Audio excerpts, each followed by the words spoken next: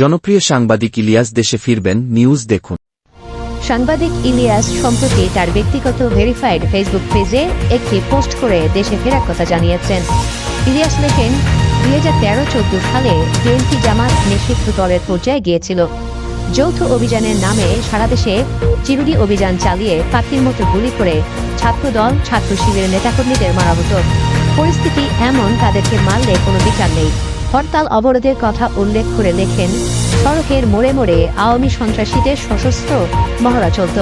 মাঝে মধ্যে ছাত্রলীগ যুবলীগের সন্ত্রাসীরা পিটিয়ে মেরেছে পিকেটারদের।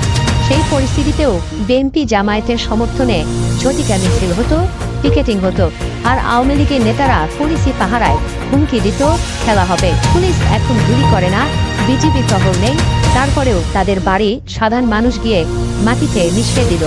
অথচ গোটা শহরে একটা ছোট্ট মিছিল করার সাহস করতে পারল না দলের কোনো পর্যায়ের অঙ্গ সংগঠন। তিনি তার পোস্টে আরো বলেন, দেশের বাইরে থেকে তারা হুমকি দেয়, তালিকা করা হচ্ছে। তবে বাংলাদেশে হাসিনা ওঠায় শেষ। যত হুমকি ধামকি দেয়া হবে তত বিপদ বাড়বে। আবার হুমকি দেয়া হলে অপারেশন টুঙ্গিপাড়া চালানো হবে। মুজিবুর রহমানের কবর ভেঙে সরকারি কবরস্থান বানানো হবে, যাতে 10 বছর পর কেউ চিনতে না পারে মুজিবের কবর কোনটা। আর খেলতে চাইলে দেশে আসতে হবে। আমরা সবাই দেশে যাওয়ার প্রস্তুতি নিচ্ছি। দেখা হবে, খেলা হবে খেলার মাঠে, ইনশাআল্লাহ।